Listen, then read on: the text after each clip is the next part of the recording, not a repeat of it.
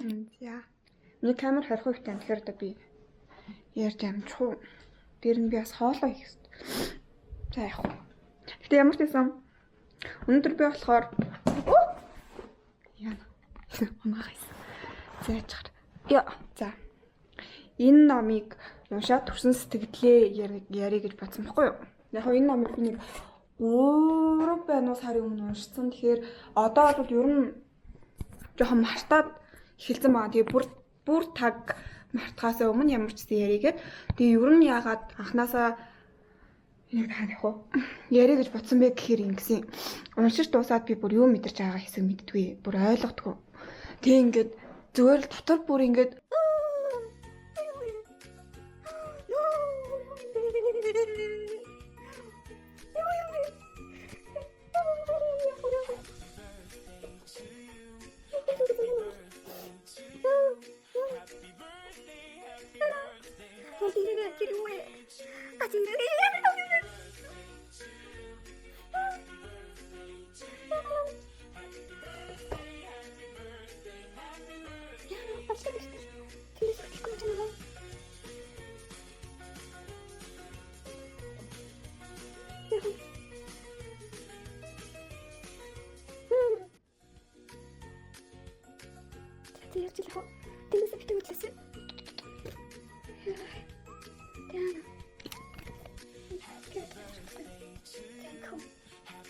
талахгүй. За ингүүл яаж чинь. За. Энэ ч баг амар юм хоолоо ингээ. За тэгээд тэг би юу хийсэн мэдэрч байгаа. Хёртэй тэний хитээр рүү мэддгүй тэгээ мэдхгүй байсан. Угаасаа дотор хоос оргиод бүр ингээд дотор хоос оргиод яваад ирсэн. Өдөржин уншиж дуусчаад өдөржин дотор хоос орлоо. Тэгээд оройн нь нөхөр ирээ тэгээд би нөхөртөө өнөөдөр манай ном дуусаа миний ном ингээ уншиж дуусаа тэгээд ярих гэсэн чинь би хүртлээ уйлаад. Тэгээд баах уйлж унтсан. Тэгээ яасан бэ гэхээр би бүр зүгээр л амар гомдоодсон байхгүй нийгэмд тэгээд хамгийн одоо яг угаасаа сонгодог зохиолуудыг сонгодог болгож байгаа юм нь тухайн үед бичигдэж байгаа зохиол чинь одоо л ерөөсөө өөрчлөгдөөгүй. Яг л одоо магадгүй яг нөгөө хүний дотоод ингээд мөн чанар нь тэр юм уу? Үгүй бол бит хэд зүгээр л муу болохоор өөрчилж чадахгүй байгаа юм уу тий? Тэгээ ямар ч байсан одоо л өөрчлөгдөөгүй яг л тэр пивэрэ байгаа юм шиг надад санагдаад тэгээд гомдоод баах байлаа. Тэгээд би ингээд яг ном уншихтаа ингээд тэмдэглэл хийж үзье гэж бодоод би ингээд зөндөө тэмдэглэсийн тухайн үедээ санагдж байгаа юм рандом бүхэл юм тэмдэглэсэн дээ ингэж бод үзэж энэ дүрний юм шиг байна гэх. Тэгээд бүтнээр нь угаасаа ингээд эхнээс нь хавуулаад яриг гэвэл бүтэхгүй. Ярихгүйгээр зүгээр яг юу гэж бодсноо яриг гэчихээр амар ойлгомжгүй болчих юм шиг санагдаа. Тэгээ угаасаа тэрэндээ тэрнгүү яаж ч бодсон би спойлдож л таарч байгаа. Тэгэхээр ямар ч байсан товчхондоо ер нь яг 3 гол дүр дээрээ өрнөд байгаа үйл явдлаа яриад тэгээд би спойлдж л таарна гэсэн. Тэгэхээр уг нь яг уншиж байгаа ч юм уншгаа байж байгаа хүн байвал бити үзээрэй. Уншичаад тэгээд гоё ярмаар санагдсан юм үедээ ч юм үзээрэй гэж би бодож байна. Тэгээд огт уншихгүй угаасаа л уншмааргүй нөө гэж бодож байгаа хүн байвал яг үзэж болох. За зохиол дээр маань яадаг вэ гэхээр үйл явдал нь галт тэрэгнээс эхэлнэ. Галт тэрэгэнд нэг залуу явж байна. Тэр залуу болохоор зэрэг Ван. Тэгээд Ван маань болохоор зэрэг Швейцарт эмчлүүлж хагаад ирсэн. Швейцарт гэдэг баха. Шведэд гэдэг лөө. Эмчлүүлж хагаад ирсэн. Тэгээд ер нь бол гадаадд айгүй олон жил болцсон. За айгүй олон жил болох ч яах вэ? Оросд бол нэг гайгүй томортлоо уг нь өссөн. Гэхдээ огт угаасаа юм ойлгохдаггүйсэн. Хүмүүс ярьж байгаа юмыг ч ойлгодгүй. Ер нь нэг тийм жоохон маанаг хүн байсан. Угаасаа л яг шууд утгаараа л маанаг хүн байсан. Тэгээд Швейцарт эмчлүүлээд айгүй сайн эмчтэй таарад тэгээд дээрээс нь сайн хүмүүс мөнгөний таарад тэгээд яваад Швейцарт эмчлүүлсэн. Тэгээд эмчлүүлээд гайгүй болоод байжсэн чинь өөрийнх нь мөнгөийг өгч байсан хүн насаараад тэгээд эмчилжсэн эмч маань өөртөө байсан хамаг мөнгөөрөө буцах унааныхаа зардлыг дагаад тэгээд одоо манай гол дүрийн Баатар маань Оросд хурж ирж байгаагаар тэгээд ялангуяа Петербург руу хурж ирж байгаагаар үйл явдал маань эхэлнэ. Петербургт ер нь үйл явдал маань өрнөө. Тэгээд нэг купенд явж илаа. Купенд явж исэн чинь хоёр өөр залуу купенд нь сууж ин гинэ. Тэгсэн чинь нэг нь болохоор зэрэг нэг юм хямсгардуу маркийн тий. Тэгээ нэг жоохон юм бараасан царайтай тийм л гар байна л та. Тэгээ тэр гарт болохоор манай гол дүрийн залуу ягаад ч юм татагдаад ингээд тэр нь юмаяар марснагдаад нэг тийм үе байдаг штэ. Яг нэг юм нэг хүн айгу гоё санагдаад тэгээ vibe нийлэх юм шиг нэг тийм мэдрэмж төрөөд ингээд тэр хүнтэй найзталмаар санагдаад идэг тийм үе байдаг шүү дээ. Манай гол дүрийн залууд болохоор яг л тэгс санагдаад байгаа хгүй юу? Тэр хүнтэй найзталмаар санагдаад нэг залуу. Тэгээд за энэ залуутай юу юм яригээ байж гисэн чи ашгүй нөгөө залуу ч гэсэн өөдөөс нь яг нэг тиймэрхүү хандлагаар хандж шүү. Тэгээ нөгөө хоёр маань танилцлаа. Тэгээд тэгсэн чинь манай залуу яг өөрийнхөө төгөөдөө ярьж байгаа хгүй би ингээд сэтгэл өвчтэй юм манай дуухан хүн байж байгаа. Тэгээд одоо хурж ирж байна гэд. Тэгсэн чинь манай нөгөө хямсгар дуухан залуу болохоор зэрэг би болохоор нэг эмэгтэй дурлаад тэгээ нэг эмэгтэй дурлаад нөгөө эмэгтэйдээ аавынхаа байсан хамаг мөнгөөр нь аваачаад бэлэгдцэг бүгэж үлөө зөвлөлтж үлөө аваад өгсөн. Аав нь нилээн юм ороо хүн байж. Тэгээд аав нь уурлаад гэрээсээ хөөцөн. Тэгсэн чинь тэр өдөр нь манай хүн халуураад гэрээсээ хөөгдөөд Москва очоод тэндээ халуураад 2-3 хоног хөвтөж хооронд наав нь өнгөрцөн. Тэгээд халуунтайгаа буцаж хурж ирээд одоо би ингээд мөнгөө өлөх гээд ер нь бол явж байгаа гэдэг утгатай юм байна. Петербургт хурж ирээд буугаад за тэгээд хямсгаар гаргахаар чи манай төрж ирээрээ би чамд манай нөгөө нэг маанагч юм болохоор зэрэг ийм нингэн нойтон хувцалсан явж байгаа. Орсын өвөлд ямар ч тохиромжгүй хувцастай явж байгаа. Тэгээ би чамд бол гоё тусаа хувц өгнө. Би чамайг өөрийнхөө нэмшигээр ингэж дайлцаалаад гаргана шүү. Чи орой манад ирээрэй гэж хэлээд тэгээд энэ хэд тусынхаа ажил руу явна. За манай хүн Петербургт яг гэж ирсэн бэ гэхээр ганц холын хамаатан нилээн холын бараг л хамаагүй шахав нэг хамаатан байдаг нь Петербургт байдаг гинэ. Тэгээд тэр хүнтэйгээ л танилцах гэж гол нь ирж байгаа. За тэгээд ингээд туслах дүр тэр хамаатан тэр хүний нөхөр туслах гэд ингээд яриа явах юм бол амар их юм болчихно. Маш олон дүртэй маш цаа ном. Тэгэхээр гол 3 яри. Гэхдээ миний Ванг болохоор яг Ванг гэлдүүд авчиж байгаа. Ван болохоор зэрэг Лев Николаевич Мишкин гэдэг нэртэй Ван. Мишкиний удмын хамгийн сүүлийн Ван байгаа. Парфен Семенович Рогожин. За энэ дүр болохоор түрүүний нөгөө нэг юу гэдэг байгаа. Манай бас гол дүр нэг тийм хямсгар юм шиг тэр залуу халуунтай байгаа нэг эмэгтэй тухаангууд дурлцаад байгаа гэдэг. Тэр залуу манай зарсан айлдаа очив. Зарсан айлдаа очисон чинь нөгөө ихнэрийнх нь одоо суусан гэдэг гайгүй өндөр хэрэгэн зэрэгтэй тэр чинь генерал байдаг билээ. Генерал байдаг билүү. Ипанчин Иван Федорович Ипанчин. Иван Федорович Ипанчин. Генерал. Тэгээд ер нь бол жоохон гинт баяжсан тиймэрхүү гар. Тэгээд яг хуу тийм муу санаатай энэ төр гар бол биш. Гэхдээ жоохон тийм ийм жоохон пялдагдуу, жоохон далдгардуу тийм нөхөр. Тэгээд ихнэр нь болохоор зэрэг яг хэлсэн яснаа шулуухан хилчдэг, тийм чирүүн дөрвөн зантай, яг нэг тийм Орос ийм кино зохиолууд дээр гардаг нэг ийм ихч нарын дүр байдаг шүү дээ. Нэг ийм баддаг ихч нарын яг нэг тийм ихж байгаа. 3 охинтой юм айлдаг. Тэгээд очиод өөрийгөө танилцуулна. Би танилцах гэсэн юм аа. Би зүгээр л ингээд сайн санааны үднээс зүгээр сүүлийн хамаатантайгаа танилцахаар хүрсэн юм аа. Тэгээд үнэхээр надад одоо тусалж чадахгүй ингээд намайг хүлээж авмааргүй байна гэх юм бол би явчихъя гэд. Тэгсэн чинь нөгөө нэг Ипанчин чинь нөхөр нь хүлээж авч уулзчихсан аа. Уулзаал тэгээд ингээд ярина. Уулзаал яриад тэр яриаг нэг сонсоод байгаа ч юм шиг гүү ч юм шиг ер нь тоож байгаа тоохгүй байгаагийн хооронд тэгээ ярьж байна. Тэгээ байжсныгаа нөгөө нөхрийнх нь туслах залуу орж ирж байна. Тэгээ туслах залуу нь орж ирээд би уг эднэрийг нь ярмааргүй байхгүй гол юм ярьчмарх. Тэгээ туслах залуу нь орж ирээд тэгээд тэгснийгээл өнөөдөр хариугаа хэлнэ гэсэн ер нь бол намайг сонгох нь маттай. Ер нь тийм гэсэн хариу өгөх бах бид нарт бол ашигтай хариу өгөх бах. Бүр өнөөдөр зураг бэлгэлсэн гэж бод. Тэгэхээр бүр батагаа зэт гэдэг байхгүй. Тэгээд хиний талаар яриад байгаа юм би гэдгсэн чинь хиний талаар ярих юу ах вэ? Настасья Филофовна гэдэг эмэгтэйгийн талаар бид нар ярьж байна гэдэг. Тэгээд Настасья Филофовнаг ван сонсоод шудон гэж аахгүй юу? Яг тэгэхээр нөгөө вагонд нэг нөгөө залуу чинь хүнд Рогошин нэг хүнд дурлцаад ингээд тэрэндээ шаналаад аавдаа хөөгдөөд буцаж хурж ирээ яваад байгаа шүү дээ. Тэр дурлалт эмэгтэй нь Настасья Филофовна аахгүй юу? За тэгээд хин манай хүн зургийг харъя. Би мэдэн шүү дээ гэдэг аахгүй. Тэгээд нөгөө хоёр чинь та чи яаж мэддэг ингэ гэсэн чинь би вагонд ийм юм хүнтэй танилцсан. Тэгсэн чинь тэр хүн бас ингэж явж байгаа гэсэн. Тэг өнөөдөр их мөнгө өгж байгаа гэсэн. Тэгээд тэр эмэгтэйг бас гуйна гэжсэн гэдэг байхгүй. Эмэгтэй дээр очино гэсэн. Тэгээд тэгсэн чинь нөгөө оюуч өөдөөсөө хараад сонин жуумал заал. Тэгснийгээ нөгөө нэг зургийг нь харсан чинь нэрэл амар үзэсгэлэнтэй эмэгтэй байна гинэ. Тэгээ вагон зургийг нь хараад нэрэл үзэсгэлэнтэй эмэгтэй байна.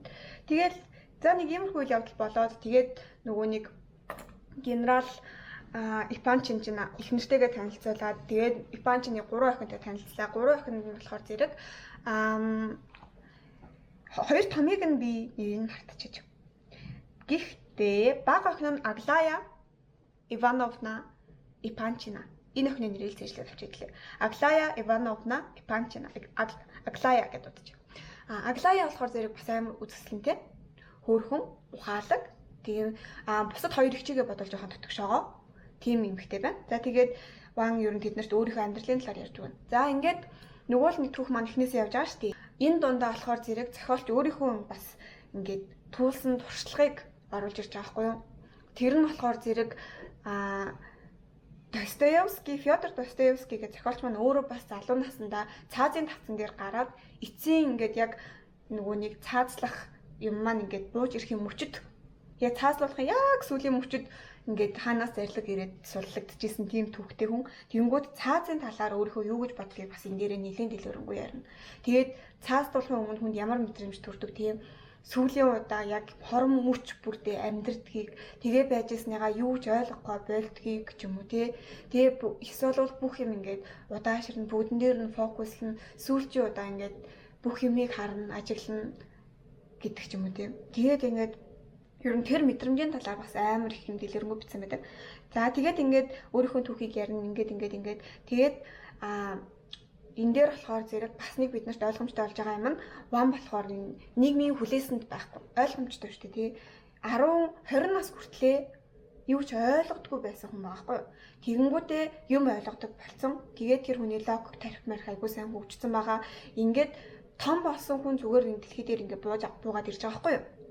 Тэгэнгүүт энэ хүн чинь ингээд том нас бий гүйцсэн тарихтайгаа юутай тэгээд дэлхий дээр буугаад ирэнгүүт багаасаа биднэрт суулгадаг нийгмийн юм хүлээс стандарт тий амар юм утгагүй юм шаардлагууд энэ хүнд байхгүй. Гэхдээ энэ хүн ёс зүйтэй өндөр моралтай юмыг аягүй сайн ойлгодог. Тэгээ зөөлөн сэтгэлтэй бусдын өмнө өөрийгөө тавьж оронд нь өөрийгөө тавьж үзэж чаддаг, хүнийг уучлах чаддаг тийм хүн. Гэхдээ тийм бусад ийм нийгмийн энэ юм эерэг стандартуудаас бусад тий мэдээж 900 стандартн дээр бол нийгэм байх хэвээр. Тэднээс бусад стандартыг бол мэдэхгүй. Одоо жишээ нь юугээр энэ дэлгэрч гардаг вэ гэхээр өөрийнхөө нэмжлүүлж исэн дээр Швейцар газарт болохоор зэрэг нэг эмэгтэй ийм цэрэг залуутай дайнд явж байгаа цэрэг залуутай илүү үерхчихсэн. Тэгэхээр нөгөө хүнтэй гэрлэнэ гэж бодсон байсан. Тэгээ гэрлэнэ гэж бодоод хамтдаа зүхтэй мөхтэй гэдэг төлөвлөө ярьсан байсан чинь нөгөө залуу нь өөрийг нь хаяа яваад өгсөн. Тэгээд тэр эмэгтэй ингээ ганцаараа болоод үлдчихдэг байхгүй юу. Тэгсэн чинь тухайн тусган нийтээрээ тэр чигээрээ тэр эмэгтэйг зүгээр л жигшдэг. За бузар явдалтай хэвээр нэрээ амир гэд. Тэгээд тэр эмэгтэй ганц хөгшин настай ээжтэйг амьдардаг байсан. Ээж нь уурлаад үсгээ байсан. Ээж нь сүүл рүүгээ сүргээгээр өнгөрсөн. Тэгээ хөөрхөн эмэгтэй гав ганцаараа туршиж тулах хинж байхгүй. Яагаад ч юм өөрийг нь хаяа явсан залуугаас болоод нийтээр ад үзүүлээд ингээд амьдраа байж хаад өөрөө сүрээ туссан. Тэгээд тэр муу эмэгтэй чааваас харж хандах хинж байхгүй сүрээтэй ядарч зовж явж байхад нь манай ван ойлгоод тэгээд энэ хүний буруу яг үндэ энэ асуудал дээр алга байна штэ. Энэ хүнтэй хөөрхөн өрөвдөлтөй өвчтэй эмэгтэй байна. Тэгээд манай ван болохоор тухайд найзалдаг хүмүүс нь дандаа хүүхдүүд л байсан. Тэгээд хүүхдүүдэд ван угаасаа амар туртай. Тэр хүмүүс нь айгүй нээлттэй. Тэгээд хүүхдүүдтэй тайлбарлаж өгсөн. Энэ хүн болохоор зэрэг ийм муу, бузар, булаа ингээд нийтээрээ ингээд жигшээд байгаа шиг ийм хүн биш байна. Та яг ингээд хараад үзэх юм бол энэ хүн зүгээр л өвчтөй нэг эмэгтэй байна. Тэгээ та харин ч илүү өрөвдөж хайрлах хэрэгтэй байна. Яагаад гэвэл энэ хүн маш их зовлон тулсан тийм эмэгтэй байна гэд. Тэгсэн чинь хүүхдүүд бас ойлгоод тийм байна гэд сүүл рүүгээ тэр эмэгтэйг хайртай болоод асарч хамгаалдаг болоод ээлж ээлжээрээ сахидаг болоод тэгээ тэр авийнхаа хүүхдүүдийн одоо хайр инрэл тун тэр эмэгтэй нэг юм тайван яс тавьсан байгаа хгүй юу. Сүрээд эмэгтэй маань тэгээ тэр эмэгтэй оршуулга энтрийг нь хүүхдүүд хийж өгсөн байна.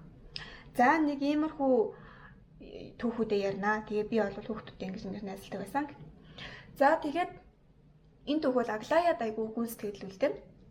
За тэгээд ингээд манай ван явж байна. Тэгээд яг энэ дунд нь бас ингээд зураг хөрөгийг нь хилцэн тэгсэн чинь уурлан гэж зөндөө юм болно.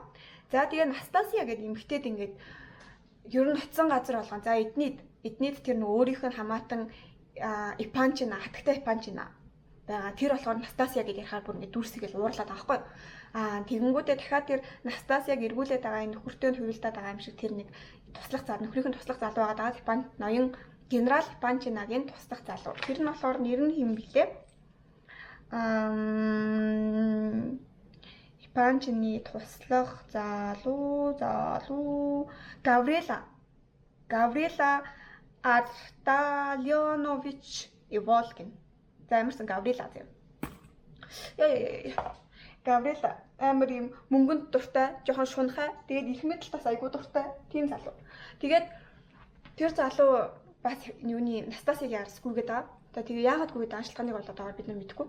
Тэгээд тэр залуугийн ээж ихч хоёр нь бас Настасийг сонсохоор уурлаад байдаг байхгүй. Яагаад вэ гэд тэгсэн чинь Настасиагийн түүх одоо энэ дээр гарч ирнэ. Настасия гэд энэ эмэгтэй болохоор зэрэг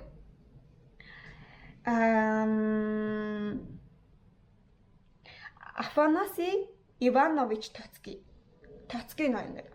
Тоцкий гэдэг байгаа баян язгууртан залуугийн даагуур юм гэх чааш. Тэр залуугийн ер нь бол одоо амраг байсан заяа. Гэхдээ энэ түүх нь яасан бэ гэхээр Тоцкийн нэг тосгоо нь явж иж. Тэгсэн чинь нэг ядуу тариачин өөрийнхөө аж ахуйг өөрийнхөө амьдралаар босгоод овоо ингээд нэг юм тариална нь сайн ургаад тэгээд хідэн цаас олчоо гэж баярлаад гэрээ асаад тосгоо руу ороод юугаа ногоогоо тэрсэн ногоо зарах гээд явж иж. Тэгээд нөгөө залуу чинь баяр хөөр болцсон явж исэн чинь баяр хөөр болцсон явж исэн чинь сүйд боллоо гэж. Яасан бэ гэдгсэн чинь нөгөө залуу чинь тариална нь гэртээ нь юу ч хөө шатчих гинэ. За тэгээ нөгөө залуу чинь гүйж очиод гэрлүүгээ ороод юм эхнэрээ аврах гал гүйж ороод тэгээ өөрөө бас галж чадчихна. Энэ галаас ганцхан охин нь амьд гарч байгаа нь манай Настасия дөнгөж 10 настай байдаг лөө. 11 13 настай байдаг лөө. Жохон охин гэдэг юм. За тэгээд тийм жохон охин байхдаа галаас өнчүн ганцаараа амьд үлджээ. Тэгээ энэ үйл явдлыг Тоцкий мэдээд тэгээд за би энэ охиныг юу яа өсвөж хүмүүжүүлээ гэд авдаг байхгүй. Тэгээ өсвөж хүмүүжүүлээ гэд авч ирсэн нь яасан бэ? Өсвөр насндаа ороод ихэлсэн. За өсвөр наснdaa ч гэхгүй. Ер нь бол хөөхөн эмэгтэй хүн болох нь ингээд болж өсөх төрнөн гэдгийг харагдаад ихэлсэн. Жохон охин байхад нь манай Тоцкий өөрийнхөө амраг болгоно. Тэгээд өөрийнхөө цуслан дээр Настасийг хүмүүжүүлж байгаа ингээд өөрийнхөө цуслан дээр хол газар, төвөөс нэгэн хол газар хоёр бэлгүүлжлэгчтэйгээ тэгээд Настасийг үлдээчин. Тэгэнгүүтээ 100 болгон хурж ирээд Настасиятай зуныг өнгөрөөж агаад тэгээд буцдаг болдог байхгүй. Тэгээ Настасия маань эхэндээ ингээд хин нэг одоо ханху сүйт ханху гэдэг шиг тий цагаан мөртэй ханху гэдэг шиг хин нэгэн хүн намайг хурж ирээд энэ тамаас аврах байх гэж ихлээ боддог байсан заяа. Тэгээд тэгснийгээ сүүл рүүгээ зүгээр үзий ядч эхэлсэн. Тэгээд хинч намайг авахгүй мэн гэдэгтээ эвлэрч эхэлсэн. Угаасаа тэгээд өчнөө том болтол нь хинч авраагүй. Тэгээд ингээд үзэн ядал хорсол тэгээд хизээ тэр сэжгийн хүн хүрээд ирэх бол тэгэд энэ үед чинь Тоцкий бол өөрөө том залуу байгаа шүү дээ. Тэгээд ойлгомжтой. Тэгээд ингээд тийм үзэн ядал донд өсөөд тэгээд маш ухаалаг эмэгтэй болж өснө. Тэгээд маш хэрсүү болж өснө. Өөрт нь өгсөн ном сурах бичгүүдээс илүү давж сэтгэн. Тоцкигийн бодлоор бол Тоцкигийн авч өгсөн тий номнууд ингээд сургаж байгаа тэр орчиндоо үндэслээд Тоцкийг гэж утсан бэ гэхээр энэ эмэгтэй бол ингээд нэг юм сайн юм охин болоод ингээд сайн эмэгтэй хүн дуугаа тий ингээд хүлцэнгүү тийм болж өснө. Тэгээд хизээ нэгэн цагт юу нь бол хүн амьтанд гэрлэх байх. Эсвэл бол бүр надтай гэрлэх үсэх баг гэж бодож ингэж явж исэн чинь Настасиа тийм биш байсан. Тэгээд Тоцки өөрөө юу бас юу гэж бодсон бэ гэхээр за энийг болохоор дараа нэрээ. За тэгээд Настасиа тэгж өснө. Тэгээд тэр их гомдол, тэр их зэвүүцэл, тэр их хорсолт дунд төснө. Тэгээд ер нь бол Настасиа яг миний мэдрээд байгаагаар Настасиа бол дотроо зүгээр л намайг гуйлах чинь ядуу гуйлах чинь болгочихгүй дээ. Тэгсэн бол ядаж л би эрхчлөөтэй. Ядаж тэр хүн хэрвээ ядуу гуйлах чинь өссөн болвол жоохон ч гэсэн юм итгэл найдвартай байх гэсэн байхгүй юу? Өөрөө эндээс ингээ те гарч чадна, аз жаргалтай болж чадна. Магадгүй хэн нэгэн хүн хурж ирээд өөртөө дурлаад аз жаргалтайгаар төгсөх байх гэдэг ч юм уу те яг юм октодын мөрөөдөлд чадах тийм чадвартай гар өсөх байсан чинь тэр боломжийг нь Тоцки хулгайлцсан. Тэгээд Настасиа бол одоо бүр ингээд бүгдийг нь үзий ядаж байгаа байхгүй. Тэгсэн чинь Тоцки нөгөө нэг юунда бас энэ төр чинь бүгдээрээ нэг тасганд амьдраад байгаа шүү дээ. Нөгөө юунда Петербургт. Тэгээд тэгсэн чинь Тоцки хүнтэй барьсан гинэ. Тэгээ манай Настасиа нөгөө цуслангийнхан том байшингаас Тоцкигийн л одоо жаргахыг нь харахгүй юм шүү те. Өстө тэрийг л нар үзэхгүй юм шүү гэж бодоод бүр ингээд хорсол тэгээд ирж байгаа байхгүй. Тэгээд цуслангийнхан байшингаас хурж ирээд тэгээд ингээд Тоцкигийн өөдөөс хараад чанга энийгээд тэр нөгөө нэг өөрийнхөө хүмүүжүүлэхийг хүссэн тэр дууга эмэгтэй биш. Ийм зоримог шийдэмгийн тим эмэгтэй болоод өссөн байхгүй. Тэгээ хурж ирнэ. Тэгээд чанга энийгээд яахан ч гэсэн жаргана гэж бодсон уу? Би энэ бузар булагчин бүгдэнд нийлчлэн ингээд гэд. Тэгээд тэгсэн чинь Тоцки за энэ эмэгтэй бол одоо миний өсөж хүмүүжүүлснээс өөр эмэгтэй болоод өссөн байна. Яагаад гэдгийг би ойлгохгүй байна. Гэхдээ ямар ч гэсэн юм байна. Тэгээд Тоцки юу гэж ингэж хөөрж бодож байгаа вэ гэхээр заяа. Энэ эмэгтэй надтай гэрлэх хүсэж байгаа юм гэж бодож байгаа хгүй. Тэгээд Настасиад ямар нэг юм хэлэхгүй. Настасиад ямар нэг юм хэлэхгүйгээр ингэж ер нь бол үгээр нь байгаад өөртөө тусна байр авч өгөөд орон гээр бэлдэж өгөөд алт мөнгөнд хөлбүүлээд тэгээд хүссэн бүх юмныг нь авч өгөөд ингээд байлгана. Тэнгүүтээ энэ үедээ Тоцки юу гэж бодоод аваа вэ гэхээр ингээд мөнгөнд тасахчий гэж бодоод байгаа байхгүй юу? Мөнгөнд тасахчий гоё юм одоо чинэлэг амьдралд тасахчий хэрвээ ингээд тасахчих юм бол намайг хөт явах гэж бодоод байгаа байхгүй юу? Тэгээд тэгсэн чинь Настасиа огт тийм биш байсан. Настасиа бүр огт тийм биш. Мөнгөнд нь тэр одоо тэгээ өөрийнх нь тасах гээд байгаа гэдгийг нь ч ойлгож исэн. Тэгэд тэрийг нь тоогоогүй ямар ч үнэтэй юм авч өгсөн тэрийг нэг тийм үнэтэйгээр тоож баярлж ингэж хүлээж аваагүй. Тэгээд Настасиа бол хизээд энэ бүх юмыг нь орхиод зүгээр л гудамжинд гарахад бэлэн тийм хүн байсан. Тэгээд гудамжинд гарахгүй байгаа ганц шалтгаан нь Тоцкигийн жаргахыг л үзмээргүй байхгүй юу? Хэрэв гудамжинд гарчих юм бол хэнийг баярлуулах юм? Тоцкиг л эрхчлөөтэй болгоно. Тэгээд тэр хүн ихнэрээ авна. Сайхан залуухан ихнэр одоо 40-д 50-тай хүн байж сайхан залуухан ихнэр авчна. Тэг ер нь би яг хэнийг баярлуулах гэж тийм бэ гэдэг байгаа юм. Тэгээд ингээ гүрийгээд амьдарч байна. Тэгээд тийм нэг өрөвдөлтэй эмэгтэй байдаг. Тэгээд манай Наста би одоо ямар их тэгээд гэж хэлдэг би. За нэг тийм эмэгтэй байдаг. Тэгээд энэ болохоор зэрэг энэ Тоцкигийн бодолч дээр Настасиагийн байдалч дээр одоогийн нийгэмд ч гэсэн ингээд байгаа үйл явдал таахгүй. Энийг би яг сэтгэл дээр хэлэх үү, дундуур нь хэлэх үү. Ямар ч байсан саяны одоо энэ жижиг тийм зүгээр л мөнгөтэй байдал тасахчий гэдэг бодол бол миний бодлоор амар олон юм харилцаан дээр байдаг. Тэгээд нэрэж хүмүүс бол тасдаг. Тэгээд тэрийг буруутгахын арга бас байхгүй. Яаж ч гэсэн хүн чинь юм амтнал юм болохоор одоо тансаг тавтай байдал тасна.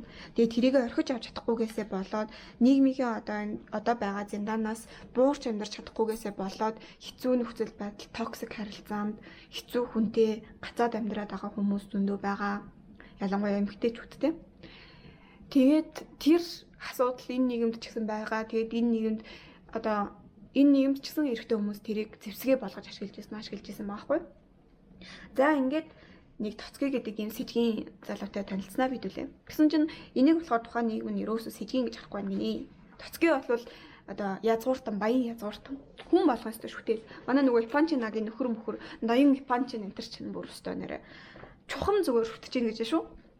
Тэгээ байжсныгаа бүр юу ан гинэ? Тэр Тоцкигийн гэрлэх гэсэн эмэгтэй нөгөө нэг Ипанчны бага охин Аглая гинэ. Тэгээд тэр эмэгтэйтэй гэрлэх гээд тэгсэн чинь Тоцкид нөгөө нэг Настасия маань саад болоод байна да. Тэгээд Настасия саад болоод ангууд нь Тоцки болон Ипанчин хоёр нийлж агаад нөгөө туслах хин блэ Гаврилаг нийлж агаад чи юу н Настасиягийн толгойг эргүүлээд аваа суугаатах. Тэгээ угаасаа Тоцки бол Настасияд би чамайг хэрвээ хүнтэй суух юм бол энэ зүгэн би чамд угаасаа хүнтэй суусан суугаагүй би чамд их хэмжээний мөнгө өгнө гэд хэлсэн байсан. Тэгээд тэрийг чи авч болно штэ гэд Гаврилаг хэлсэн. Тэгээ Гаврила бол анхандаа яг уу Настасияг үнэхээр сонирхож жоохон шохорхож байсан. Гэхдээ одоо бол шохорхгүй зүгээр л цэвэрл мөнгө тэгээд альбом тушаал тийм л юм бодож араас нь гүйж байгаа. Тэгээд тэгэнгүүтээ Настасияг өөртөө дурлцсан гэдэгт бүр 100%, бүр бараг 200% итгэлтэй байгаа за. Бүгд дургуй гэд хэлсэн шүү дээ. Энэний шалтгаан тэр байхгүй юу? Тоцкигийн татвар юм байсан. Тэгээд ичих нүүргүү. Тэгээд ингээд Тоцки дээр хурж ирчээд ингээд чанга дуураад амир юм яриад байгаа. Ичих нүүргүүгээр олон залуучуудтай ингэж харьцдаг гэх юм уу одоогоор бол тэр нь одоо энэ Гаврила араас нь гүгээд байгаа. Тэр нөгөө нэг манай Рогошноос араас нь гүгээд байгаа гэдэг ч юм уу тийм. Тэгээд харьцдаг тийм бардам тийм эмэгтэй болохоор нь ер нь нийтээрээ дургуун байна л та. Тэгээд дээрэс нөгөө нь бол ядуу гаралтай эмэгтэй хэрнээ ингээ сайхан амьдарч байгаа. Тэгэл ер нь нийтээрээ одоо ичих нүргүү бузар булаа гэл айгуу дургуй гинэ. Тэгээ манай хүн ч ер нь бол тэр дүрийг гисэх гэж айгуу хичээж байгаа. Яг гэвэл хүчтэй харагдмаар байгаа. Сул доороо харагдаж болохгүй шүү дээ. Ийм нөхцөлдөө өөрийнхөө одоо 40 жил өөрийг нь хүчирхийлж ирсэн хүнтэй би ингээд улаан нүрээрээ хараад тэмцэж байгаа нөхцөлд би сул доороо угаасаа харагдаж болохгүй шүү дээ. Хүчтэй л харагдах хэрэгтэй. Тэгэл хүчтэй л харагдахын тулд одоо ингээд байж л ингээд одоо ачааш гаргаад байж байгаа юм байна л. За тэгээд ингээд тэр эмэгтэй төрсөн өнөөдөр болно. Оройн нь тэгээд би хинтээ гэрлэхэд зарлнаа гэдгийг нийтэд хэлээд яг Гаврилагийн гэрт нь орж ирж хэлээд тэгээ гардаг байхгүй. Тэгээ Гаврилагийн гэрт нь энэ мэдгийг хэлэхээр орж ирэхэд нь яг амьдаар нь анх удаага манай Ван царайг нь харнаа. Үнэхээр үзэсгэлэнтэй эмэгтэй. Тэгээд Ван яг анзаарч байгаа байхгүй юу? Одоо ийм хүйтэн хүндий, ийм хичих нүүргүү, залхаа юм шиг энэ дүрийг жүжиглж гаргаад байна. Дотроо бол амар эмзэг эмэгтэй. Тэгээ маш их зовлон үтснүүд байна. Гэт Ван тэрийг анзаарч харж байгаа байхгүй юу? Тэгээ Ван ингээд үнэхээр чимэг байж чадахгүй ингээд хэлж байгаа. Тэгээд Настасия ч гэрт нь нөгөө нэг Гаврилагийн гэрт нь орж ирээд эгч мэгчтэн өстө нэрээ ингээл цэхэлзэл хэлэлзаал ингээл юм яриад ингээд гарч ирж байгаа шүү дээ. Өстө нэрэн мэрэ гэл маяглал тэгэнгүүт ээж эгчтэй хүндэтгэлтэй огт харцахгүй ингээд явж байгаа хгүй. Тэгэнгүүт Ван ингээд чи ийм эмэгтэй биш үү шүү дээ. Чи уг нь сайн хүн шүү дээ. Хүн биш дээ гэд ингээд хэлж байгаа хгүй. Тэгээ Настасия тэрүүхүү үед ингээд зог тусаад ингээд Ван руу айгу харна. Тэгээд тэгснээ гарахаа яг өмнө Гаврилагийн ээжийн гарыг үнсээд уучлалт гуйгаад тэгээ гарч байгаа. Энэ Настасия өөрийнхөө яг ингээд юу хийж байгааг мэдж байгаа. Албаар тэр хүмүүстэй хүндэтгэлгүй харьцаж байгаа. Албаар ингэж байгаа хгүй. За тэгээд оройн нь төрсөн өдөр нь болно. Төрсөн өдөр дээр нь Ван маань очихын тулд нөгөө Гаврилагийн маань архичаа аваад зааварчлуулаад тэгээ архичаа аав нь бүр төөрүүл авч яваад тэгээд дүүгээр нь дахиж зааварчлуулаад ингээд бөө юм болж байгаа. Хаад энэ дунд 2-3 шин дүр танилцуулагдана. Ингэж яваад ашгүй нэг юм төрсөн өдөр дээр намжаад очлоо. Тэгсэн чинь нэг уур амьсгал нэг гачин байна гинэ. Угаасаа ч яаж ч сайхан бахав те. За тэгээд бачин уур амьсгалтай суугаад бэжсэн чинь энэ дунд нэг мэр хамарч. Энийг таад юу нь ойлгосон уу? Ван маань эхлээд Ипанчин хийдэж ирсэн заяа. Тэгээ Ван очих газар байхгүй шүү дээ. Ипанчныхантай бүгдэнтэй танилцсан, өөрийнхөө түүхийг ярьсан. Тэгээд очих газар байхгүй. Тийм болохоор Гаврилагийнх болохоор зэрэг байраа түрээсэлдэг айлахгүй юу. Тэгээд аав нь архинд орсон юм. Яа ингээл бүгдийн тэрх хэрэг болоод байгаа. Аав нь архинд орсон, ээж нь болохоор нэг юм сайн эмэгтэй хоёр дүүтэй. За тэгээд байраа түрээсэлж амьдардаг. Байраа түрээсэлж амьдардаг болохоор нөгөө нэг манай генерал маань за чи эднийд бай. гэж хэлээд тэгээд манай Ван Гаврилаганд татсан байхгүй юу? Гаврилаганд татсан чинь ээж ихч хоёр нь мэдээ самж байгаа шүү дээ ойлгомжтой. За ингээд Гаврилаганд очиод нөгөө Настасиаг тэгсэн чинь гинт хаалга ингээд зохиол ороод ирнэ. Тэгээл өстө нэрээ ясаа хаалгаа удаан талт юм баймаар тийм бэ. Би өөрийнхөө биеэр хурж ир таад урилга тараах чахт мараач чахт гэл юмнаар бол тэгэл төрс өдрөө урилга өгч байгаа гэдээ ирсэн. За ингээд байж байна. Тэгээд Настасиагийн очино. Настасиагийн очлоо. Тэгсэн чинь тэн тийм юм байна вэ гэхээр Тоцки ичих нүргүү тэгээ байж лээ. Ипанчин байж байна. За тэгээд Гаврила мэдээж байгаа. Тэгээд нэг хөгшин настай юм багш гэдэг өвгөн байгаа. Тэгээ нэг эмэгтэй байгаа. За тэгээд ер нь бол өөрт нь яг чин сэтгэлээсээ Настасиаг гэж ханддаг хүн тэр хоёр танихгүй зочин л байгаа. Бус нь бол тэгэл угаасаа ашиглах жаагаар байгаа нь ойлгомжтой шүү дээ. Тэгээ ядчихэд л ингээд манай Настасиад айгу хэцүү юм ингээд гоо үзэсгэлэн нь өөрт нь бүр ингээд хараал болоод байгаа байхгүй юу? Уг нь бол те зүгээр л царамуутай эмэгтэй байсан бол зүгээр тэр Тоцки бараг авч тэжээхгүй ингээд гудамжинд нь гаргасан нь дээр өөрт нь угаасаа тэр нь хамаагүй дээр байсан нөхцөл байдалд гудамжинд гаргахгүйгээр аваад өөрийгөө хамгаалах чадваргүй байгаа хүүхдийг ингээд хүчирхийлээ төсөгцөн байхгүй юу? Тэгээд тэрнээс цухтах арга Настасиад байхгүй. Тэгээд арай гэж том болоод ингээд өөрийнхөө амийг аврах арга ингээд бодоод би энэ нийгэмд яаж тэмцэх вэ гэд бодоод явж исэн чинь мөнгө үгийгээд амлцсан өөрөө ядчил хөөхөн болохоор за мөнгийг нь авчи хөөхөн тэмхтэйтэй гэрэлчээ гэсэн ингээд Гаврила мэт юм бас гараад ирж байгаа байхгүй юу. За гэх мэтчлээ ингээд айгүй төвхтэй тэгээд тэмдэглээд байж хат нь нэг тоглоомны санаа өөрийнхөө хийжсэн хамгийн ичмээр үйл явдлыг ярэ гэдэг тоглоомны санаа нэг нь гаргалаа. Тэгээ манай Настасиа тэгээ наадах чинь би өстөд юмч чинь. Тэгээ Тоцкигийн ярихыг хүлээлээ манай Настасиа. Тоцкигийн хамгийн бузар булаа тэр үйл явдал юу юм бэ? Өөрийгөө нь хүчирхийлсэн тэр үйл явдлыг хамгийн бузар булаа гэж бодож тэрнээсээ ичиж амьдардаг байгаасаа гэж Настасиа үнэхээр хүсээд байгаа байхгүй юу? Ингээд Тоцкиг уучлж болох сүүлийн юм чимэх сэтгэлээ ингээд энийг би аваад үлдэх яах вэ гэдгийг ингээд шийдэх гээд хүлээгээд байгаа байхгүй юу? Тэгээд Тоцкиг ээлж ирлээ. Тэгсэн чинь Тоцки бүр шаал худлаа юм ярина. Яасан ч гэлээ дээ нэг хүнд мөнгө өгөөгүй ч гэл юу ч гэл гачи юм ярина. Тэгэл Настасиа ингээд за ер нь нэг одоо энэ тоглоомыг байлээ. Би одоо өнөөдөр хинтээс унах гэдгийг бол хэлнэ гэж таад хэлсэн.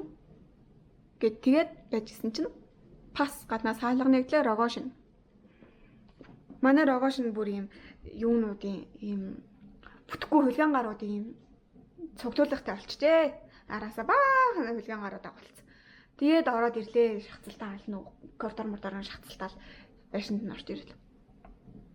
Тэгснээ би чамд ингээд юунд байхдаа Гаврилагинд байхдаа би чамд 100,000 рубль өгөх юм бол чи надад гэрлэж хэлсэн. Би 100,000 рубль аваад ирлээ гэдэг жаахгүй. Тэгээд энэ үед Рогошин ч өөрөө яг юу хийгээд байгаагаа ойлгохгүй за.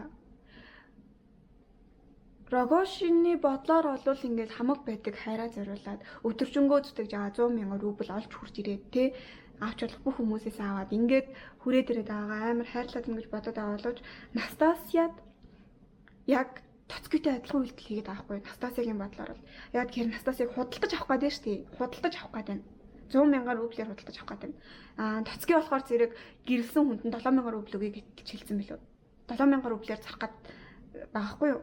Тэгээд гэрэлсэн хүнд нь ч зөвхөн Настасиад өгье гэсэн нь ойлгомжтой гэрэлсэн хүн гэж давхар орж ирж байгаа шүү дээ. Тэгээд за би 100,000 рубль хүрчлээ штэ манайхаа. Би Рогошинтэй гэрлээ. Гэт байжсэн чинь Ван гүй чи надад гэрэл гэдэг байхгүй. Бүгд гайхна зү. Юу болоод байна? Үе Ван чи чинь солиорч юм уу? Тэ? Нэгдүгээрт чи бүр үгээгүй ядуу. Чи хизээч хүн ихнэр аваад тийж тгий явж чадахгүй зү. Тэгээ Настасиа ингээд харсан чинь би үгээгүй ядуу гэж магадгүй. Тийм бол би ямар ч байсан ажил төрөлхийн ямар ч байсан чамайг ингээд хэцүү нөхцөл байдал байлгахгүй. Яаж яж агаад би байж чадах хамгийн санаар байна.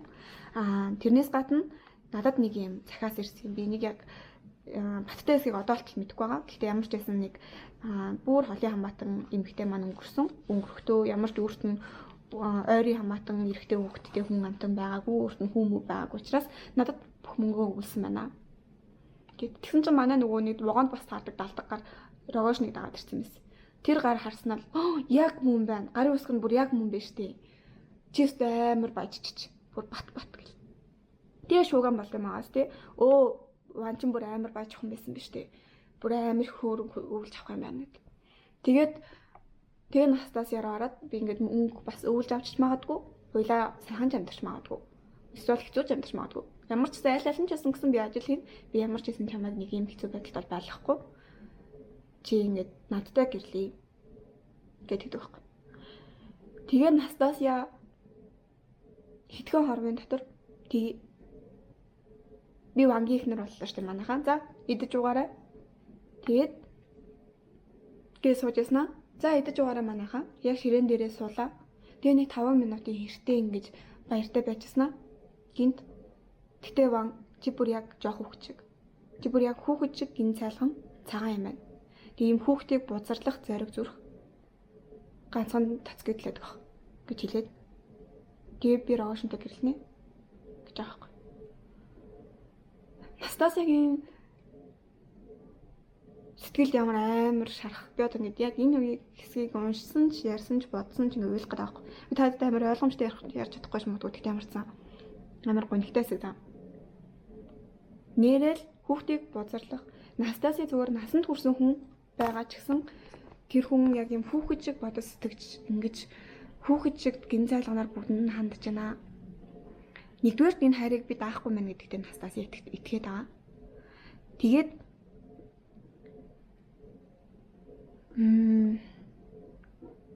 хоёрдугаарт хүүхдийг бузарлах тийм муухай сэтгэл яг тоцгидл байдаг баха гэдэг үг амар ингэ зүрхэнд орж байгаа байхгүй юу? Тацки ямар амар муухай юм хийсэн юм бэ тий. Настасия бүр тийм юмны талаар ингээ бодож чадахгүй байхгүй юу? Хэрвээ би байсан бол хизээж тэхгүй дээ л гэж Настасия бодоод байгаа шүү дээ. Хизээж тэхгүй байсан да. Би хүүхдэд тийм хийж чадахгүй байсан да гэд. Тэгэл тийм муухай сэтгэл тийм амар адууснаас дор үйлдэл бол үнэхээр тоцгигоос л гардаг байх гэсэн үг л. Үнэхээр л тоцгигоос гардгээд тоцгийг тэрэндээ ядч уучлалцахгүй байгаагүй. Өөрийнхөө хийсэн муухай үйл явдал байлаа ч гэж яриаггүй. Тэгээд Настасяг өөрийнхөө нэг болох сонирхолгүй байна гэдэг мэдэнгүүтээ зүгээр зарья гэдэг сэтлийг гаргаж ирсэн байгаа байхгүй. Тэгээ бүр хүнтэй хуйвилдаад хүнээр чи эргүүлж агаад аваа суучаа чи. Тэгээд дээр нь миний мөнгийг авна штэ.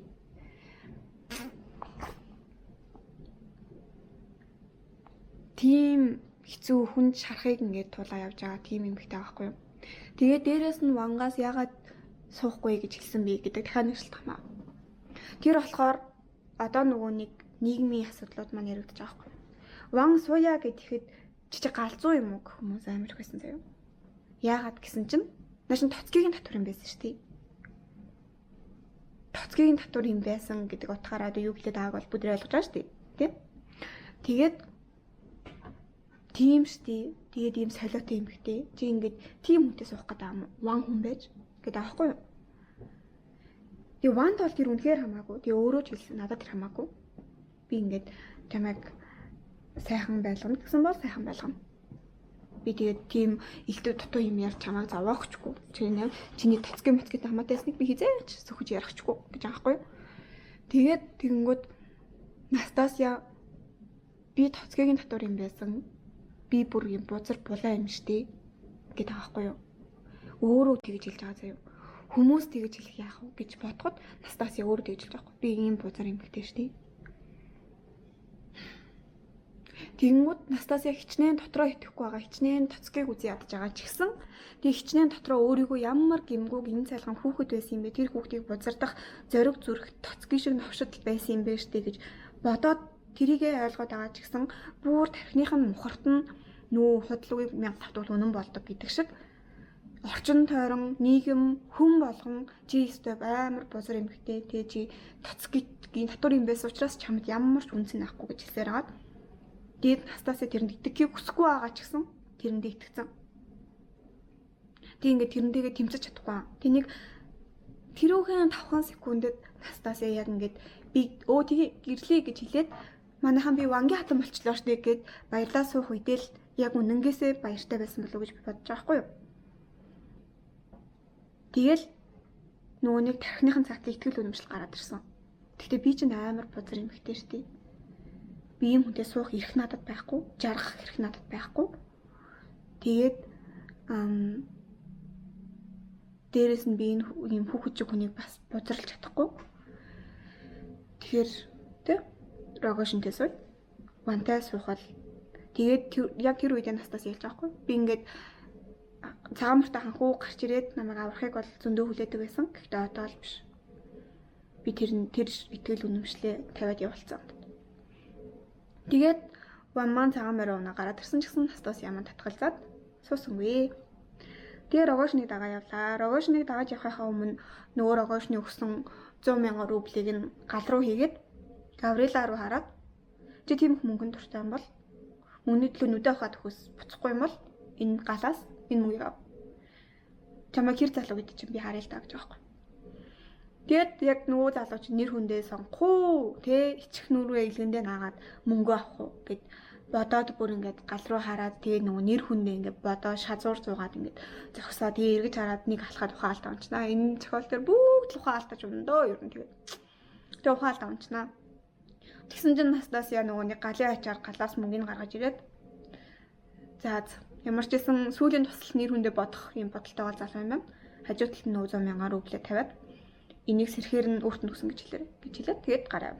Тэгээ нөгөө ичэн гарч яваад Москва орно. Араас нь Ван гарч яваад Москва орно. За тэгээд нөгөө ид чинь Москвад ингэсэн гинэ тэгсэн гинэ Настасиа Рогошинтэй гэрлэгч аваад хөрмөн дээрээсээ зогтсон гинэ мөнэ гэдэг ийм бөө яранууд тэрвээр тархаад тэгээд бөөн юм яваа яриач ихэн сонсогдож байгаа. Тэгээд бүр тэр гур мартагдана. Тэгээд нэлээд хэдэн сарын дараа буцаад нөгөө л вагоны вокзалаас дахиад зохиол маань үргэлжилнэ. Дахиад манай Ван вокзалаас бууж ирнэ. Энэ удаадаа болов өмнөх будаага бодвол Оросд тий тасцсан хувцастай. Арай ингээд тэгээ Орос гэдэг улсад тасцсан ийм залуу бууж ирж байна. Нэг юм эвгүй мэдрэмж төрөөд байна гэдэг Ванд бүр ингээл амар эвгүй. Тэгээл нурууных нь ингээл шар ус босоод нэг юм өөрийг л ажиглаад байгаа юм шиг. Нэг л хүн өөрийг нь хараад байгаа юм шиг. Нэг л нүд хараад байгаа юм шиг. Тэг ингээл эргээ харсан чинь нэг юм нүдч байгаа юм шиг. Тэгээл ингээл амар эвгүй санагдал. Тэгээл толгойн ингээ манраад байгаа юм шиг. Жохо ингээл орчин тойрон ойлгогдохгүй байгаа юм шиг, ойлгогдоод байгаа юм шиг. Тэгээд хаачаа мэдгүй явж байгаа. За нэг буудал аваад яах гэж ирсэн бэ гэхээр Настасиагийн дахиад сургыг гаргах гэж ирсэн гинэ. Настасиа маань хөрмөн дээрээсээ Рогошинтэй гэрлэгч байгаа зогцсон жүний юм байна. Тэгээд зөвхөн Ван дээр хурж ирээд намайг авраач гэсэн юм байна. Тэгээд Вантай байж байгаа буцаа Рогошин дээр очсон юм байна. Тэгээд буцаа Ван, тэгээд Рогошин гэдэг ингээд цухтаал гэрлийгээд гэрэлж чадахгүй, байгээ байж чадахгүй, яаж чадахгүй нөхцөл байдалд ингээл цухтаал гэсэн юм байна л та. Тэгээд явж агаад тэр юу вэ? Тэгээ явж агаад одоо болохоор зэрэг Рогошинтэй хамт хамгийн сүүлийн байдлаар бол Петербургт ирсэн гэж бүгд бодоод байгаа. Тийм байгаа юм байна. Тэгээд тэр хоёрын сургийг гаргахаар иржээ. Тэгээ яг Ванд бол яг үнэндээ Рогошинтэй нэ. Тэгээд одоо тий өрсөлдөөл ийм ихтэй нэг гэрээ дурлж хаалаад байна. Тэгээд бийл суун мун гэдэг байгаа юм байхгүй зүгээр л Настасиаг л амар өрөвдөд байгаа байхгүй юу. Тэгээд тэр үнэхээр сэтгэл зүйн асуудалтай байна гэдгийг нь Ван ойлгоод байгаа. Тэгээд одоогийн хэллэгээр бол амар травматцсан юм байна гэдгийг ч мэдээд байгаа. Тэгээд нүднээс нь ер нь энэ эмэгтэй амар их зовлон үзээд байгаа шүү гэдгийг Ван ойлгоод байгаа. Тэгээд гол нь Рогошин тэрийг нь ойлгож чадахгүй байна гэдгийг ч Ван ойлгоод байгаа заяа. Рогошин маань болохоор яг ч бүдүүлэг харанхуй дуухан хүн юм болохоор ер нь жоохон ойлгож чадахгүй байхгүй юу. Настасигийн сэтгэл дотор юу болоод байгааг зүгээр царайнд нь дурлцсан. Тийм хүн. Тэгээ яг дуурлал нь одоо юу ч гэмээр юм бэ? Яг энэ үедээ бол үнний үед үнэн. Ялцгүй үн. Тэгэл Настас яах вэ? Юу ч гэмээр юм дээ. Нэг тийм ихэнх хүмүүсийн хайрлна гэж юу хэлэх вэ гэж боддог. Тэр л байдлаар хайрлахыг хичээгээд байгаа. Тэр нь болохоор мөнгө, Настасиагийн хүссэн мөнгөийг өгж байгаа. Тэгэл тиймэрхүү л тэг хүссэн мөнгөний өгж байгаа. Тэг хүссэн газарт нь байлгаж байгаа. Тэгэл гэрлийгээ тэгэнгүүт нь баярлж гүйжчихвол за гэрлийг гэл юугаа зараа тариагаад нөгөө нэг огноогоо товлж байгаа. Тэгэл хормон дээрээс Настасиа зургатчихна. Зургтлаа тариагаа шин бууж өгөхгүй. Тэгэл араас нь стилгүйсээр байна. Тийм байгаа. Тэгээд Настасиаг яг дотор юу болоод байгаа юм бэ? Тгийг бол ойлгох байгаа төвчтэй юм байна. За тэгээд нэг юм явж манай ван тэгээ буудал муудлаа авчиад хүн амтнаас асууж явж агаад нэг юм Рогош нэдэрлээ. Рогошны анх удаа ирж байгаа гинэ. Москвад Рогошн ван хоёр тэгтэйхэн сайн найзууд гинэ. Болцсон гинэ. Ах トゥ хоёр шил болсон юм баг. Тэгээд тэр хоёр нэг юм анханасаа зохиол эхлэхэд хоорондоо ингээл татагдаад байгаа хгүй юу. Амар адилхан дөрүүд юм шиг хэрнээ. Шал эсрэг дөрүүд ч юм шиг заяа. Тийм. Миний бодлоор бол баг вангаар ингээд за энийг дараа. За нэг тийм Рогош нэдэрлээ. Тэгсэн чинь Рогошных нэг юм бүүдгэр айл байна уу? Нэг юм харанхуу даасан гэртээ. Тэгээ ингээд нэг л тийм харанхуу даасан айл байгаад байна шүү. Тэгээл ван гайхал нэг юм чихүүцэл. Тэгээд шатаар нь ороо явж илаа. Тэгсэн чинь нэг зураг уран зураг. Христийн цовдлноосоо нөгөө нэг цовдлуулдаг штеп. Тэрнээс нь буулгаад авсанд нь оруулж байгаа тийм зураг. Тэгээд хин гэдэг зураач юм нэлээ. За би одоо нэг та нарт харж байна юу. Яг байж. Энийг харах. Энэ бас амар юутай. Зя харъя.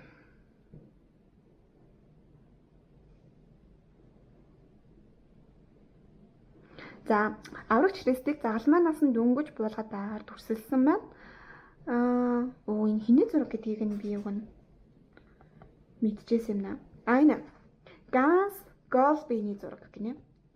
Ганс Голбейн гэдэг хүний Христийн дөнгөж цавдлноос буулгаж байгаа тийм утгатай зураг байгаа юм. Тэгээд энэ зураг болохоор зэрэг зохиолчд маань айгуу гүн сэтгэл төрүүлсэн зураг. Достоевский гэсэн шүү дээ. Ихэнхдээ зураачид одоо Христийг ингээд нөгөө нэг цовдлноос нь буулгахдаа өөрөө нөгөө Христ гэдэг утгаар нь ингээд хүрсэлт юм аа л да. Ариун гэгэн аюун гой хүн байгаа гэдэг утгаар нь тий айгуу цэвэрхэн айгуу юм юу ч үгүй юм те биес нь гэрэл цацарсан би дээр нь ямар шарах сориг үгүй ч юм уу те. Гэсэн энэ зураг болохоор амар реалистик зураг юм аа л да. Зүгээр л өгсөн хүнийг авсанд нь хийж байгаа зураг. Хөхөрцөн байгаа, цус нүжтэйгөө. Тэгээд арсан ингээд те насарсан хүний арс яад юм цайд юм уу? Яг цайдаг хөхөрдөг бол яг тэр чигээрээ шархнууд нь хөхөрцөн ногоорцсон гар хуруунаас нь цус гарцсан тийм зураг. Тэгээд энийг Достоевский өөрөө яг Германд явж байхдаа хараад энэ зургийг ингээд тэрэг гүлрөөд ингээд зогссон гинэ. Тэгээ бүр ингээд биеийн муудаж эхэлсэн гинэ. Тэгээд энэ одоо Достоевскигийн түүхийг бас айгүй ойлгож иж унших хэрэгтэй юм аа. Энийг гэхдээ би одоо бас ихнээс нь ярих чааш. Нөгөө нэг амар хөөрх хөвчээд штий ном ярьдаг. Хэн бэлээ?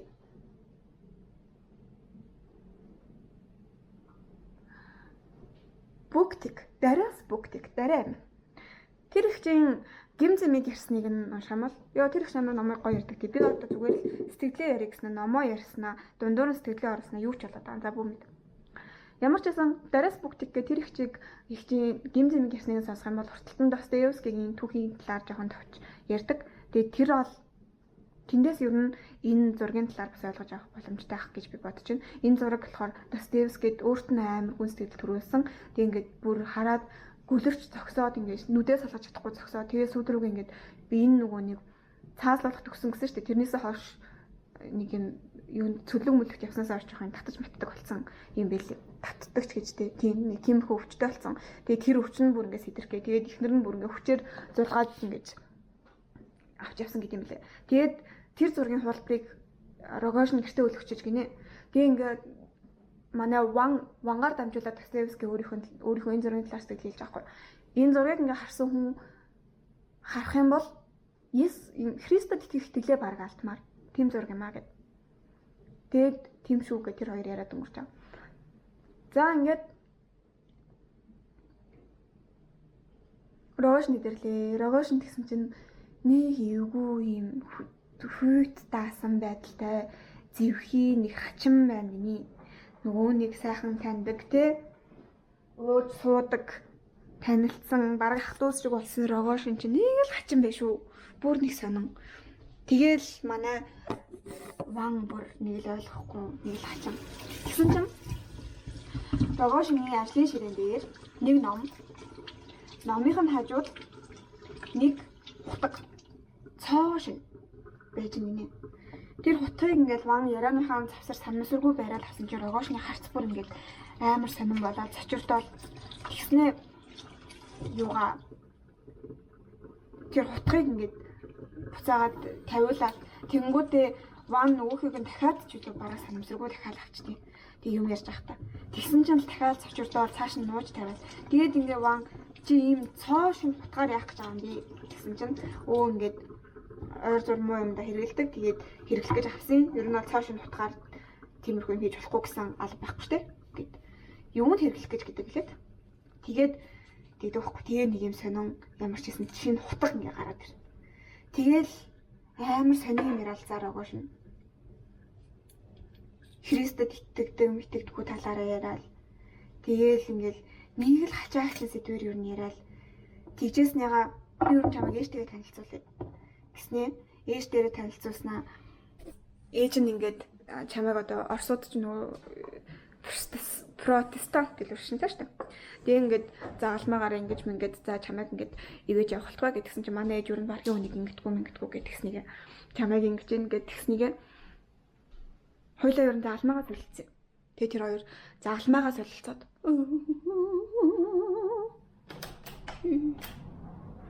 за тэгээ тэр хоёр загалмаагаа солилцсноо. Тэгэл нэг эвгүй юм хүйтэн хүндий нэг л хачин бодлогширсан юм шиг. Рогожин бүр нэг л хачаа. Тэгэл нэг л эвгүй болчих гэж бодлоо. Тэгээд тэднийхээс гараад алхаж ийн алхаад гараад хаацаа мэдхгүй алхаж исэн чинь нөгөө ванд нөгөөнийг араас нь юм дагаад байгаа юм шиг, хүн дагаад байгаа юм шиг, эвгүй нүдний харц байгаад байгаа юм шиг тэр мэдрэмж ярьхгүй яваа л. Юу 47 минут вэ? Яваа л. Тэгэл нэг эвгүй санагдал. Тэгээ нэг юм дэлгүүрийн хажуугаар гараад ийм үедээ нөгөө нэг өөр юм дээр юу нэгэ төвлөрөөд яг анзаарч хараад тэгээд тэрийгээ өнгөрч яваад буцаж очиод яг өөрийнх нь анзаарсан юм байна уу? Деталуудыг нь харж уу гэдгийг хараад ингээ явах юм бол өвчин нь арай гайгүй болдог гинэ. Тэгээд ван ингээд юугаа одоо нөгөө Швейцараас ирснээс нь шаахуудаа өвчин ингээ хөдөлж байгаа шүү дээ. Ухаан алдах гэж байгаа юм шиг тийм мэдрэмж төрөөд байхгүй.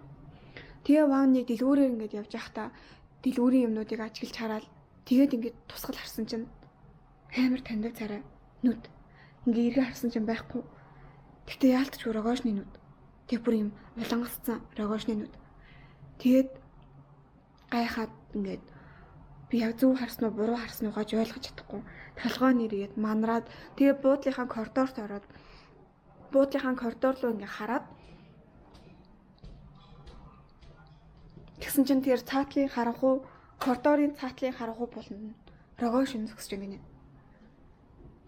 Тэгээд ингээд Рогожин хутгатайгаа. Тэгэл Рогожин дээрэл ван болвол. Тэгээ энэ үл явдал байсан. Тэгээ ван сэрхтээ нөгөө туслангийн нэг газар хацсан байсан юм аа байшин. Тэгээд тэр туслангийн байшин дээрээс ирнэ. Тэгээд тэр туслангийнхаа тэр хайр болохоор зэрэг Япончны туслан байдаг гин бүгд ч хоорондоо ойрхон амьдардаг нас. Япончныхны ч туслан байж ахын хажуу талд нь яг энэ үед бол тодорхой болоог байгаа ч гэсэн хажуу талд нь бас Настасия байжсэн байж таарнаа. За тэгэл За ингээд энэ туслан дээр дахиад наашаа цаашаа зөндөө юм болно. Япончны бага хүн Аглая ван бүхэн сайн болчих чинь. Гэхдээ айгүй бардам юмхтэй юм байна. Тэгээ сайн гэдгийг шууд илэрхийлж чадахгүй. Ван бас илэрхийлж чадахгүй. Ингээд тэр хоёр бөө юм болно. Тэгээ ван сайн болсон байжсэн чинь Настасия бас Аглаятай холбоотой юм байна. Тэгээл Япон хаттай Япон чинь очиж бөө оруулж байгаа шүү дээ. Бузар юмхтэй холбогдоод. Өстө нэрээ. За тэгээд ингээд бөө юм болоо байж гэн. Ван Аглая хоёр эцээ за нэг юм бичрээ орлоод энэ хоёр бие биендээ ингээд сайн гэдгийг илэрхийлээд хэлэхэндээ гэсэн чинь Аглаяг нөгөө нэг зэвүүг нь үргээд байгаа юм нь юу юм бэ? Настасия чи ингээд Аглая руу чи вантаас уучаач чи. Тэгвэл би яг тайван байх гээд байна гэдэг тийм утгатай захаад цагтлууд бичээд байсан юм байна. Тэгээд Аглая Настасияг баярлуулах гэж нэгдүгээр суугаад байгаа юм байхгүй. Хоёрдугаар Ван яг надад сайн болохоор би сууж байгаамаа гэдгийг Настасияд илэрхийлмээр санагдаа. Тэгээд өөрт нь сайн биш зүгээр Настасияд сайн хэрнээ өөртөө сууж явах вэ гэдгээс бас айгаа. Тэгээд ингээд за нүүрэлдүүлэхээр баг шахуу. Настасиягийн цэцлэн рүү явна. Тэгээд Настасия дээр яваад утсан чинь Ван Аглаяд сайн гэдгийг хэлнэ. Тэгээд Аглаяд сайн гэдгийг хэлээ байжсэн чинь Настасия гинт яагаад ч юм уу алдамааргүй гинт санагдсан юм уу яасан. Гинт ингээд цамнаад гэхдээ яасан исэн гэд Аглая руу дайраад эхлэн. Тэгээд Аглая өдөөсөн дайрсан чинь Ван Аглаяг загнаж авахгүй. Зим загнах жоохон их сүрхий тэгж амар загнаж маягсан юм байхгүй. Тэгээд ямар ч Аглаяд жоохон буруу гэж авахгүй. Тэгсэн чинь Аглая гомдоод гүйгээд гарна. Тэгээ Ван араас нь гүйх гэсэн чинь Настасия та намайг орохгүй зүтэй гэж аа. Тэгээд би чамайг орохгүй гэд тэгсэн чинь тиймэрхүү л авчихсан. Тэгсэн чинь тэгээд гүйдэг. Тэн Ван гол тэгээд орхисон. Тэгээд Рогошинтэй гэсэж тус. Рогошинтэй тэгээд явсан. Тэгээд Рогошинтэй гэрлээд ингээд явна. Тэгээд Ван ч нөгөө нэг Рогошинтэй гэрлээд тэр хоёр Петербург явна. За тэгээд Петербург явлаа. Тэгээд Ван маань яасан бэ гэхээр вэ штий. Араас нь хурж ирсэн. Тэгээд сургийг гаргаж агаад манай хиний байшин, Рогошины байшинд хурж ирж байгаа байхгүй юу? Рогошины байшинд хурж ирсэн чинь бүх цонх нь хаалттай, хөшгөнүүд нь хаалттай, хаав харанх байна гинэ. Тэгээд ингээд за энд бол байхгүй маань гэж бодоод буцаад эргэх гэсэн чинь нэг нүт тэр хаалттай цонхны ардаас. Тэр Ван ингээ харсан чинь хөшгөн хөдөлж гинэ. Тэгэхээр нь хаалгаан тогшоод тэгсэн чинь үүд нөгөө нэг юун жижүүр нь тайлснаа гүй ноён ирээгүй хатагтай байсан. Тэгээд тэр хоёр нэг хоорондоо жоохон муудалцаад тэгээд гараа явсан. Тэгээд эхлээ хатагтай гараа явсан. Тэгээд араас нь гараа явсан. Рогош нь гараа явсан. Тэгээд тэр хоёр одоолтол хуйлаа ирээгүй гэдэг юм ярьсан гинэ. Ярьж байна. Тэгээд яалтчгүй нэг юм хөдлөгчөг болсон юм даа гэж бодоод Ван. Тэгэл дахиад эргээ явчихсан чинь нөгөө нэг хойтлын хаалганаас нь Рогош нь гарч ирээд банк чирээд оруулж байгаа байхгүй. Тэгээ байшин руу норлоо. Тэгсэн чинь хав харанхуй. Рогош амар эвгүй болсон. Тэгээд ингээд амар сонирн болцсон байх шүү. Рогош нь ер нь нүт мүтэн ингээл тогтохгүй нэг л эвгүй. Тэгээд ингээд амар эвгүй мэдрэмж төрүүлээд. Тэгээд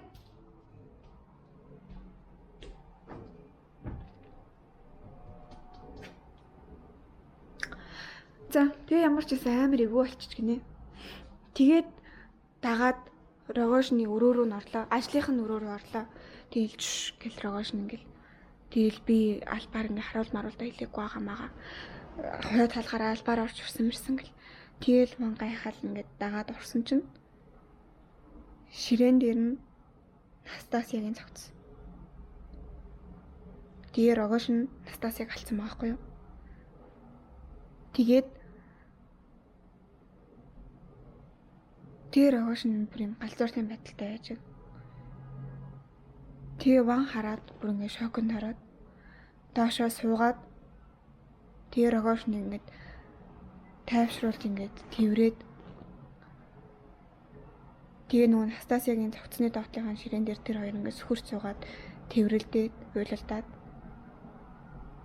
тэгээд хэдэн сарын дараа бас нэг Вангийн танилцсан хүн Ванг дахиад нөгөө нэг өвчин хөдөлсөн. Дахиад юу ч ойлгохгүй болсон.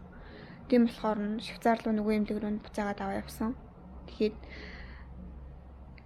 аваа явсан талаар нь гараад тэгээд ер нь энэ зохиол дуусчих واخгүй юу.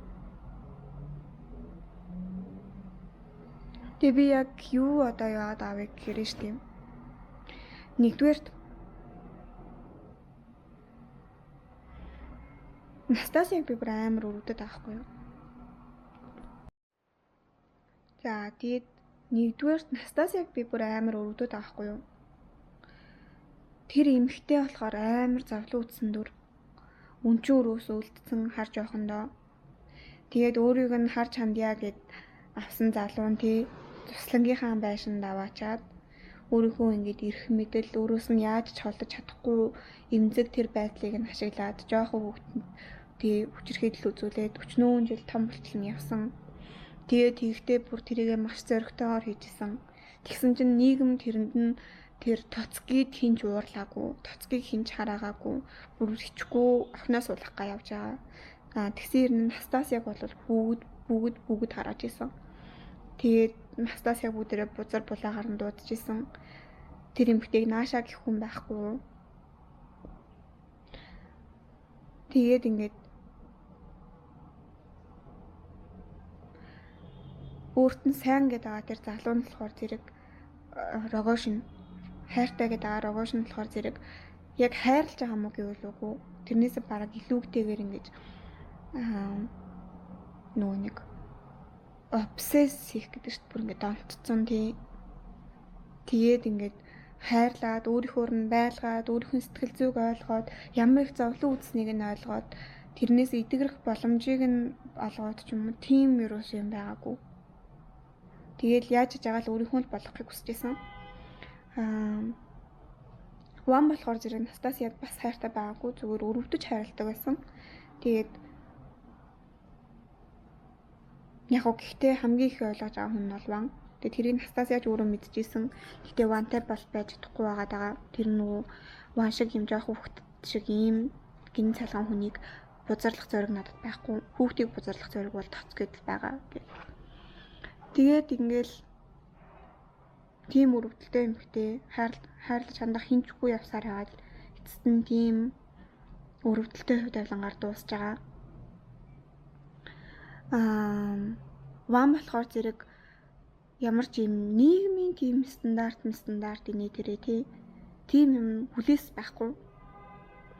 Одоо тархинд нь тийм ямар ч юм илүү янзын гав гинж цоож зүгээгүй. Яг л логикоор яг л байгаа юм байгаар нь харж чаддаг тийм хүн. Тэгээ яг байгаа юм байгаар нь харсан. Настасияд ямар ч буруу байхгүй маань гэдгийг харсан. Ямар өрдмөр эмэгтэй юм бэ гэдгийг нь мэдсэн. Тэгээл тэр эмэгтэйг би ядаж ингэж жоохон ч гэсэн итгээгээд жоохон ч гэсэн одоо тий тайван байлгахынсан л гэж бодож ингэж харцж исэн.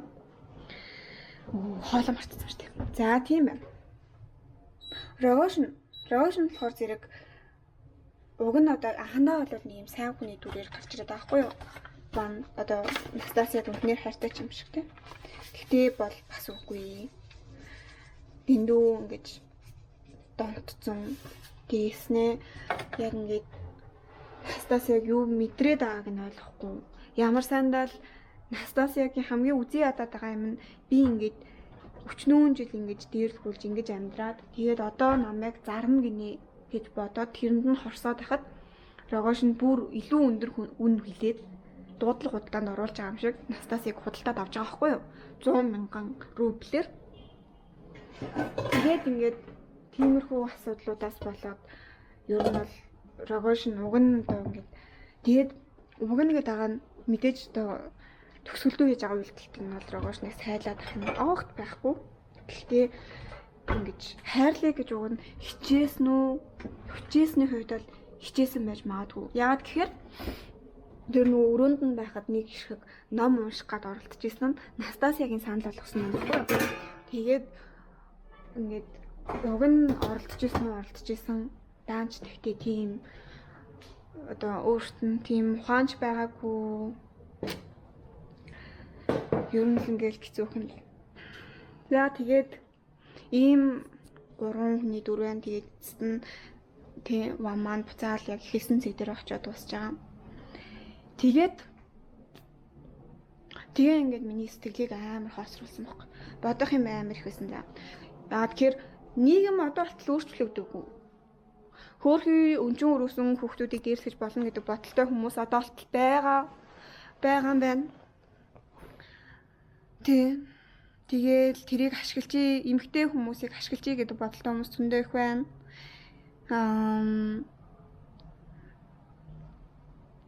Тэгээд нийгмээс ингээд хохирогчийг буруутгаад хохирогчийг ингэж буруутгаад хохирогчд л илүү янзын нэр хоч өгөөд хаас иш яг жинхэнэ асуудлыг тоцгийг хинч олж харахгүй байна.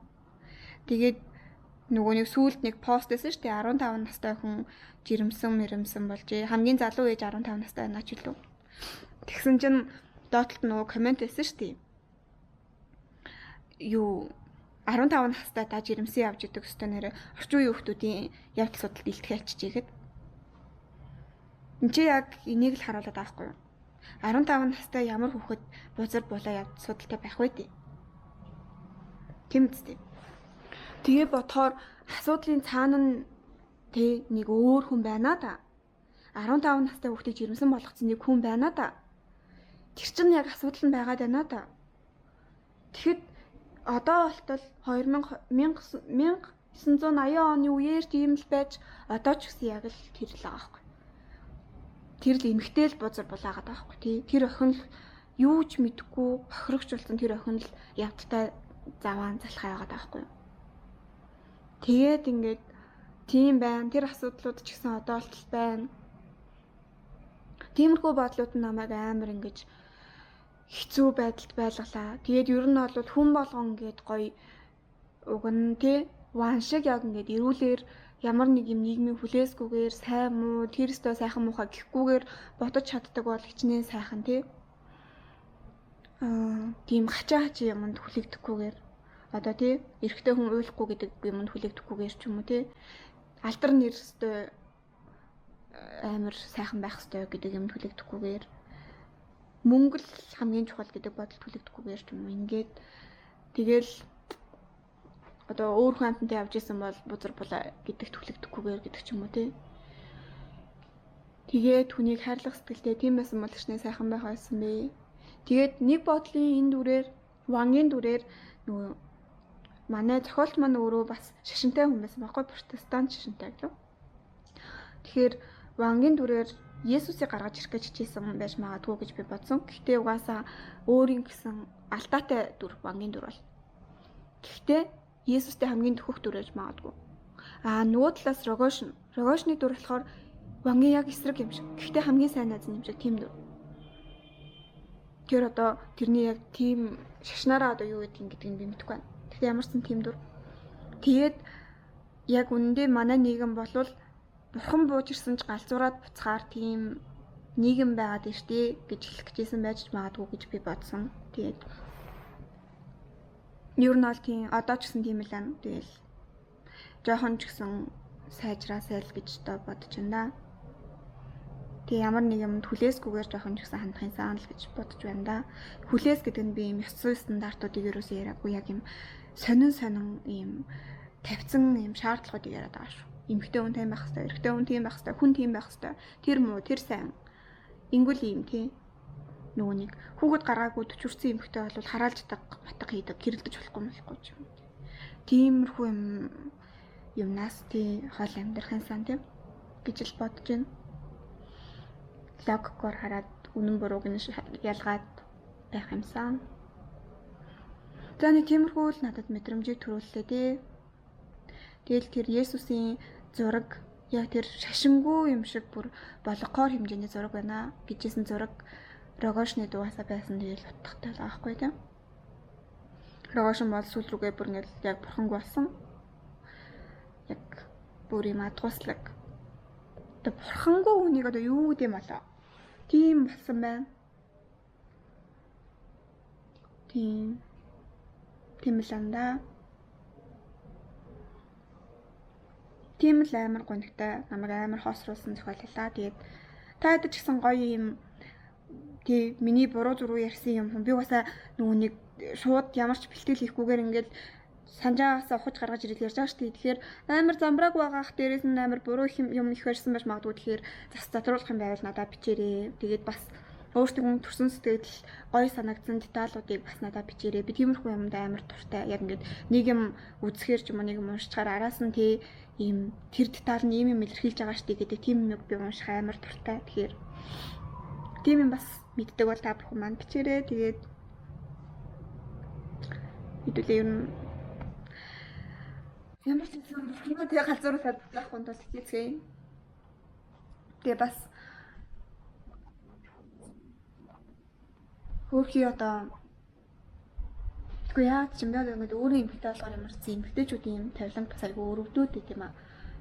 Яг би өөрөө бол айгүй жаргалтай л амьдарч байгаа л да. Гэхдээ айгүй хэцүү нөхцөл байдалд байгаа зөндөө эмгтэй байхгүй юу? Яг л настаас яшиг амьдарч байгаа зөндөө эмгтэй байгаа. Тэгэхээр тийм эмгтэйчүүдийг ядчил хэдүүлээ буруу тогтгүй юм байна. Ядчил тасаад авдаг. Тэгээ чиний буруу биш ээ гэд нэг юрээд авдаг тийм хүмүүс байцгаа ил гэж хүсэж байна да. За бай.